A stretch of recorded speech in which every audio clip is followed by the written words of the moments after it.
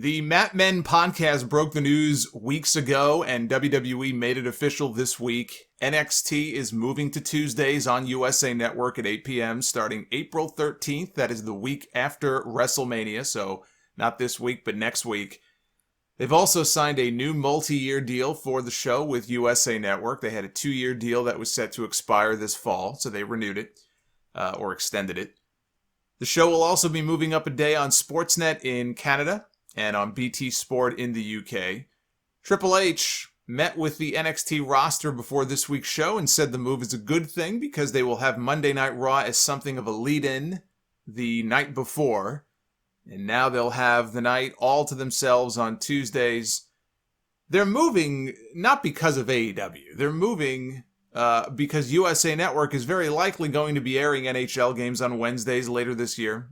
The deal between NBC and the NHL is not done. The NHL could very well sign with another network, but NXT would see a lot of its shows preempted and bumped, so they made the move. They really didn't have much of a choice. He's right about one thing, though. It is the best possible move. I had suggested Thursdays, if you remember. I think when I did my beginning of the year predictions for 2021, I think I had predicted NXT is going to move nights. They'll probably move to Thursdays. So instead of Thursdays, they move to Tuesdays, which is fine. Impact has already announced they're moving from Tuesdays to Thursdays to avoid the collateral damage.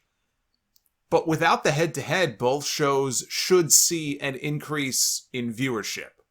But the reason NXT moved to USA and expanded to 2 hours... So let's go back to the beginning of all this. Remember, NXT used to be an hour-long show on the network, and it was fine and it was perfectly tolerable that way. But as they continue to sign people and more people and pack them into the PC, there were and this is still a problem even now with the 2 hours. There's so many people who don't get any television time because there's not enough time to feature them all. They've stockpiled so much talent, and now when the pandemic hit, they can't even work those little spot shows down in Florida because they're not running live events. So all these people have is the performance center, and they work out and they train. How much of that can you do, though, without actually working real matches, right, and being featured on television? So even today, it's still a very big problem.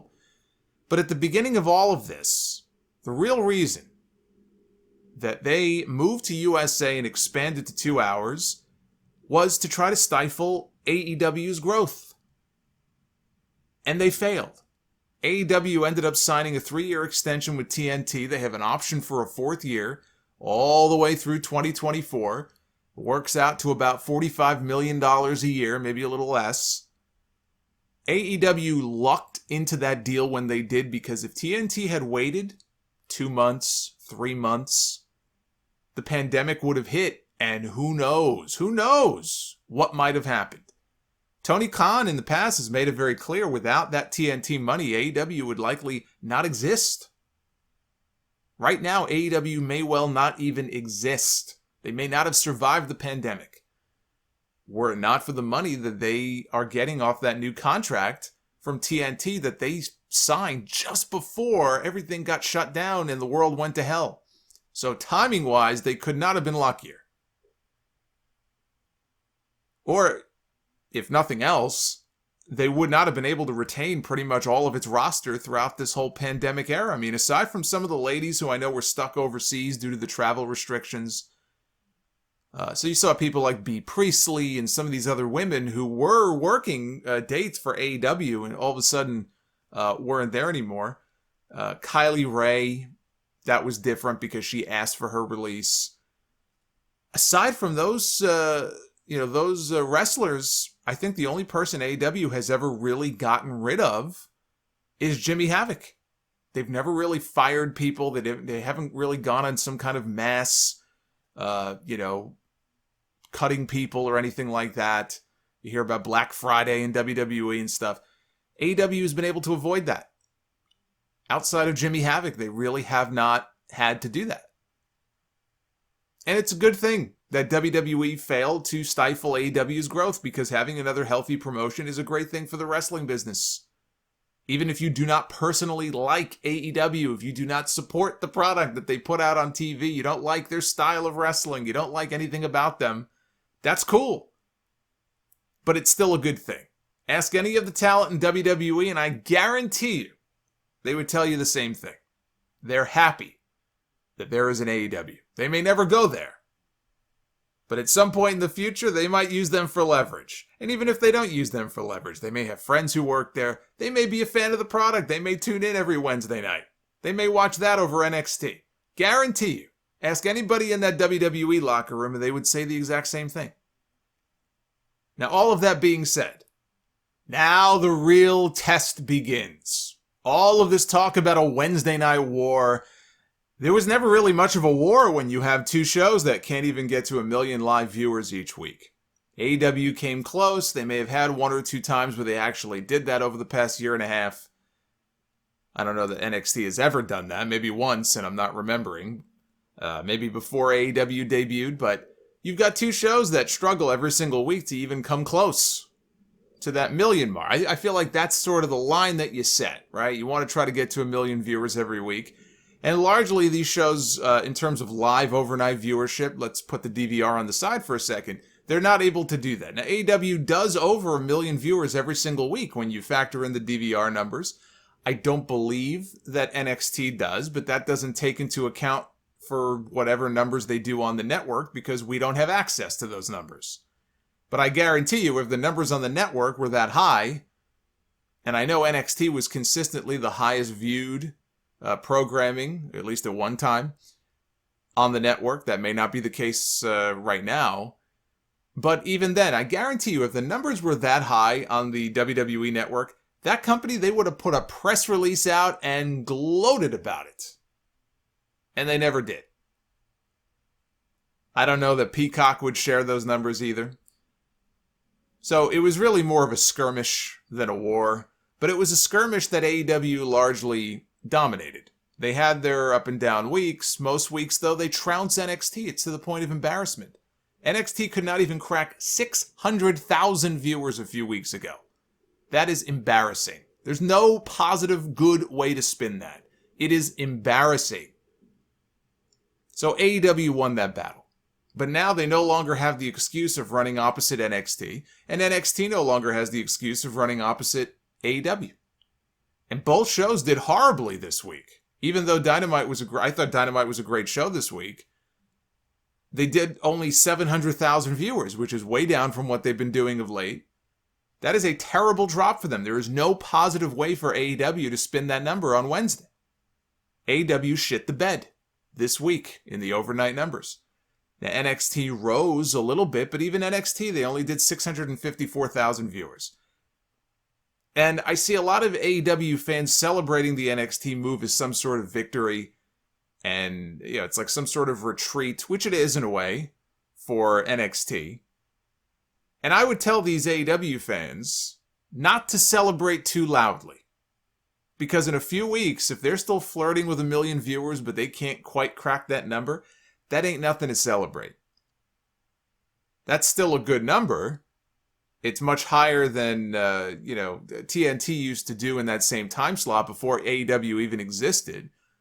So I'm sure TNT is very happy to have Dynamite on. And as long as the network is happy, at the end of the day, that's really all that matters. If they can keep the overlords there at TNT happy with a smile on their face, that's the most important thing. And by all accounts, TNT is all in on AEW. Now Cody and Brandy are getting their own reality show. They're probably, there's a second show in the works. So things are good with the network. And that's what you want. You want to keep the network happy. But there's no reason now for them not to be hitting the 1 million mark on most weeks. And I honestly don't believe that's going to happen. I think a lot of fans who are assuming that now because NXT is moving, that the viewers are just going to watch AEW automatically. I think these people are in for a rude awakening. I just do not see AEW doing 950,000 or 1 million people every single week live. And if they largely stay at the level that they have been at without any growth, then that is not good. For a company with the talent they have, the elite guys, and they have the young guys like Darby Allin and MJF and Sammy Guevara and Rey Fenix and Jungle Boy, and then some of the big names that they brought in, that fans would know, like Sting or Christian Cage. If you're a WWE fan or a lapsed fan from the Attitude Era or something, you at least have heard the name Christian. You know who he is. So they have a mix. They have a mix of young guys, independent guys, and former WWE guys that bring a name with them. Paul Wight, right? He's doing commentary right now, but he's got a wrestling contract as well. He's going to be wrestling at some point. So they're going to have the Big Show on TV. Whatever you think of the Big Show, he's a name. So they have a mix of all of these guys. If they can't boost their numbers, there's just no good way to spin that. It's time now for AEW to sink or swim on the merits of their own show. And the same goes for NXT. NXT fans can whine about how Wednesdays was their night and they came to our night. They invaded our house. Well, now you've moved out of that house. You've moved into a new house in a new neighborhood. You have new neighbors, and none of them are in direct competition with you. This is a bigger test for NXT because they shouldn't be doing 597,000 viewers or 654,000 viewers every week without AEW now running head-to-head. It'll be mighty embarrassing if they can't get those numbers up. But they have their new contract, so it's not like, it's not like if they don't, that they're toast. It's just a really bad look. It's all about appearance. But there is one other thing. TNT is still committed to a second AEW show later this year on TNT. And wouldn't it be something if they shifted dark, if AEW shifted dark to a different night on YouTube and TNT aired that second AEW show on Tuesdays opposite NXT? Wouldn't that be a kick in the crotch? I hope that doesn't happen. But man, what a kick in the balls that would be. Chris Jericho on his podcast did a show with Christian this past week, and he revealed something very interesting that speaks to how involved the TNT executives are with things. He said the reason Paul Wight's debut was not a surprise, where he just showed up on Dynamite, which would have been really cool, would have been a big moment. The reason it happened that way is due to feedback that AEW received from TNT after the Sting debut a few months earlier. When Sting debuted as a surprise back in December on that Winter is Coming episode of Dynamite, TNT apparently asked them not to do that anymore. And instead, in the future, announce these people in advance to take advantage of the ratings. Which, again, for the people who love to throw in my face that ratings don't matter anymore, you look foolish when you say such things. Yet another example of why you look and sound like a fool. But that's why they put out that press release and they had a whole bunch of tweets announcing the Big Show signing instead of just having him show up on Dynamite or, showing up randomly and bumping into Shaquille O'Neal in the back, or however they wanted to do. I mean, there were a million different ways they could have put Big Show on TV as a surprise and it would have been a big moment because he is the last person, right? I mean, he's in that realm, I think, of people like Undertaker, like a WWE lifer that you would never expect to pop up in another promotion at this stage of the game. So if he would have just shown up randomly, even at the very end of the show, copyright comes on, they fade to black, it would have had people buzzing even more than they were. It would have got a lot of people talking, and I guarantee you a lot of people tuned in. It would have gotten a lot of people tuned in right from the beginning the following week on TV. But that is why they did it that way. TNT wants them to shy away from the surprise debuts because they think it'll help pop a big rating if they let people know someone big is going to be on the show. I argue the exact opposite. I would argue that you want to have at least some surprises on the show because it promotes the idea that anything can happen. It goes back to the Nitro formula back during the Monday Night War. You would think TNT would know this since Nitro aired on TNT. How many times did we see a big name or some name from WWE jump ship over to WCW and randomly show up on Nitro, and it created a buzz, it created a stir because people weren't expecting it? Or maybe they were. Maybe there were rumors or dirt sheet reports about this guy's going to be coming in, but then they would just show up. Right from the moment Lex Luger showed up on Nitro, that very first episode of Nitro. We had a lot of that during that era. And it created this aura that anything can happen. You never know who might show up on Nitro. You never know who might show up on Dynamite.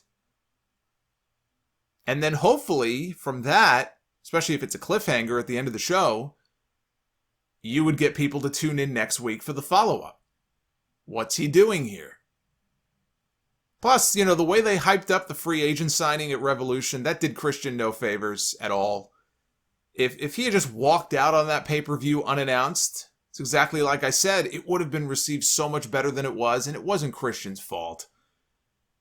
But it ended up just people took that and they ran with it, and again, it just did them no favors. So I completely disagree. I certainly don't think you need to overdo the surprises. You may have someone every now and then who you want to announce and put a press release out. I'm not saying everybody should be a surprise, but this idea that they really just don't want AEW to do surprises anymore and everybody should be announced in advance because that somehow will do a better job of driving ratings, I disagree. And TNT should know better because there's a history of them doing it the surprise way many years ago, and it seemed to work out pretty well for them ratings-wise back then. Although these shows aren't doing quite the numbers that those shows were doing, 25 years ago. But I think you absolutely want to have some surprises on these shows, and I think TNT is dead wrong on that.